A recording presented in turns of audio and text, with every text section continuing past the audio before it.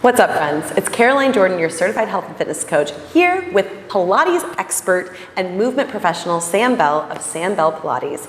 We're talking about the top 5 tips, our best tips on how to heal from a serious back injury.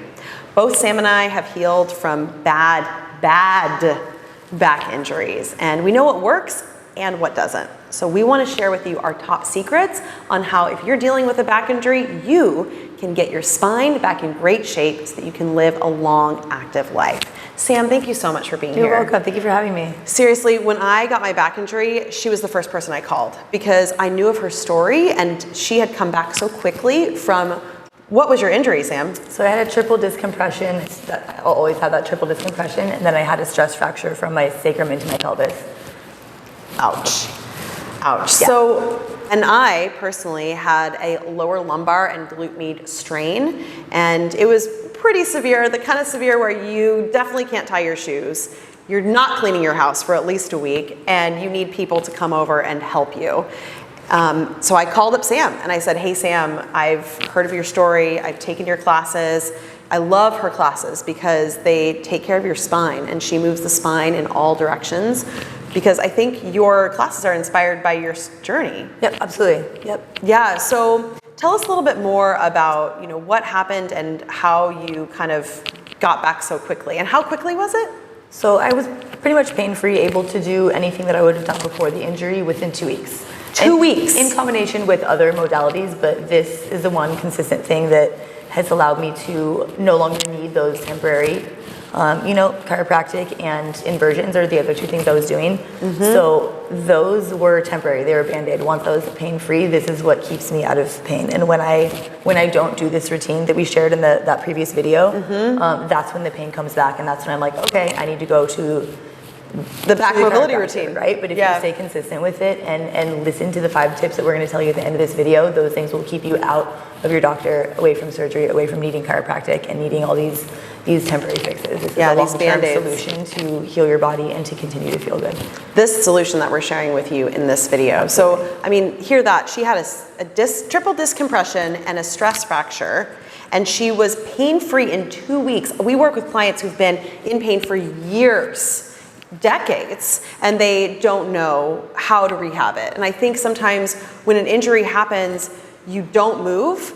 And no, you don't want to be getting injured and going out and running a marathon, but you do need to figure out the right steps forward to move gently back into life. So staying still is actually the exact opposite of what we need to do when we're injured, right? So if you have an injury, something else in your body is going to overcompensate. That is going to create more imbalance. It can create other injuries. But if you find movement that feels good in your body, work with a professional who knows what they're doing, mm-hmm. that is the best way to heal your body. If you let that injury sit there, it can cause so many other problems, and your healing process can be so much more difficult and longer than it needs to be, right? Mm-hmm. So keep moving, do things that are, that are supported, that are gentle, and that are recommended by a trained professional, and I guarantee you'll be out of pain so much quicker than potentially needing surgery, because we don't know, what the problem is.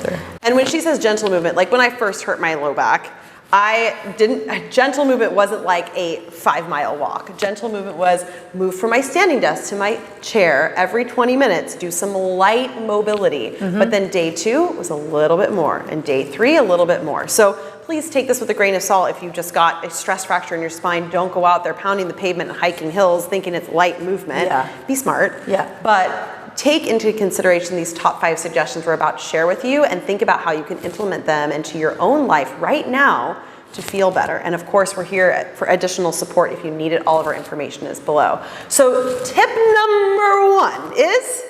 Consistency. Okay, consistency with what, Sam? With your healing process, with whatever it is that's working for you, right?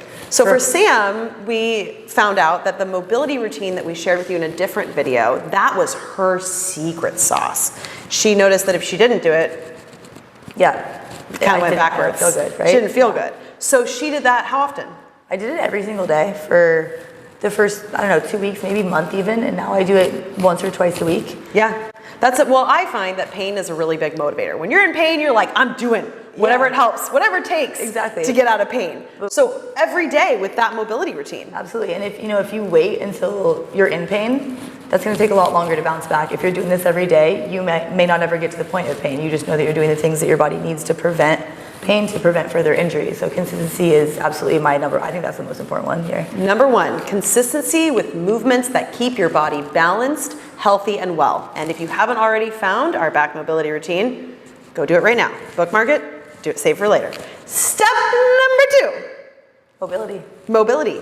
Why is mobility important, Sam? I mean, we kind of just talked about that, right? If you're sitting still all the time. So if you sit all the time, hip flexors are always tight, backside body is always weak. Your body forgets how to do the opposite movements. Your hips can move in 6 ways, your shoulders, your spine, right? If we're only using our bodies in a very limited amount of its capability, that turns off so many things in our bodies that keep us functional and keep us pain-free.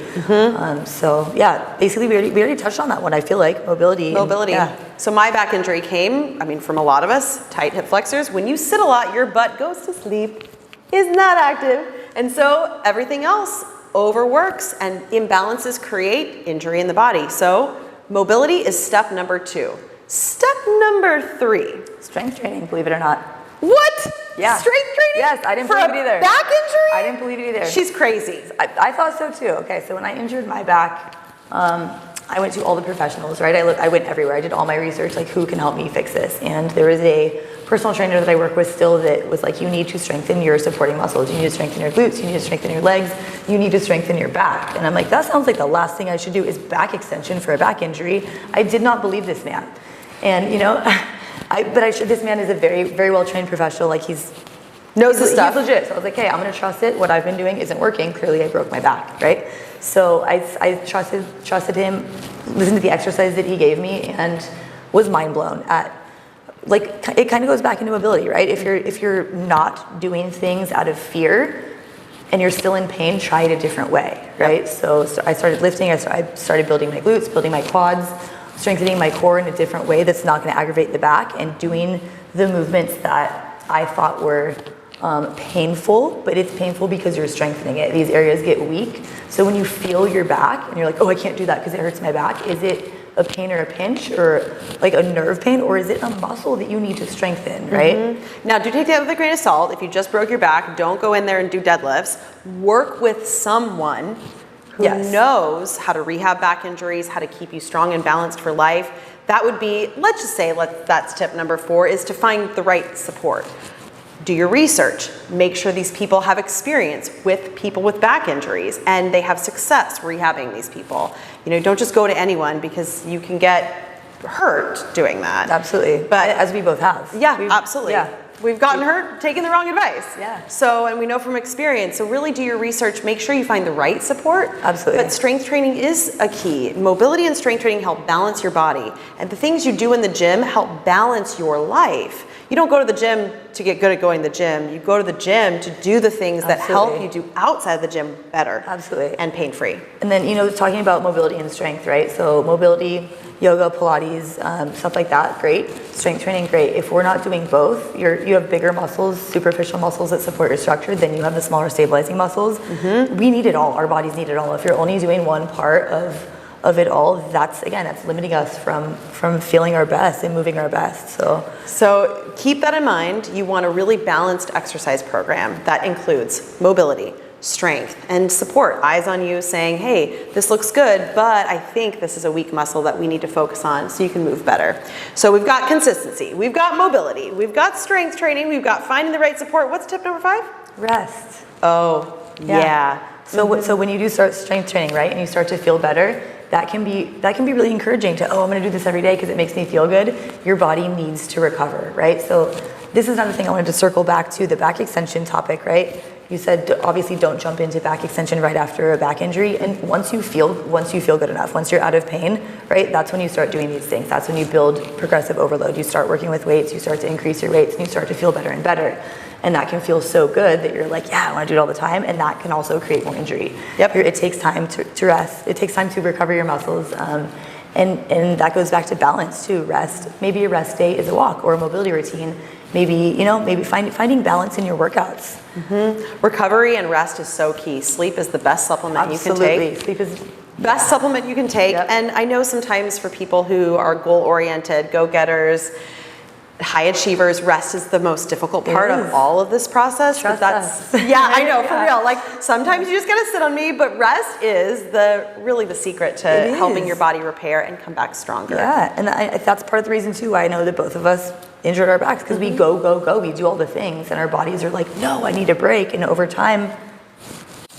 Yeah, it's better to take rest now than take a lot of rest later. Absolutely. So I would say in the first 2 weeks of rehabbing your injury, start with really gentle movement. Do your research on finding the right professionals to help you in your rehab process. Take time to do Sam's back mobility routine. Start maybe like every other day. See how your body tolerates it. And then if it does work well for you, implement it into your daily life or choose the exercises that's best for you. Think about your programming. How it incorporates rest, mobility, and strength training, balance and variety to keep you healthy. It's constantly evolving, and you're working with professionals that can help you stay connected to what you need to progress and feel better for life. Wow, that's a lot to digest. Right? That's a lot. Yeah. But comment below, let us know which of these tips really resonated with you, what you feel you need to work on the most in all of this. If this was helpful, make sure you subscribe, you like, you share it with someone who might be dealing with something similar. Share. We all gotta help each other. We're here to help each other. That's we want you to feel better. So we love you. We're sending so much positive energy to you. Stay fit, stay healthy, stay positive. You've got this. Keep healing, and we hope to see you soon.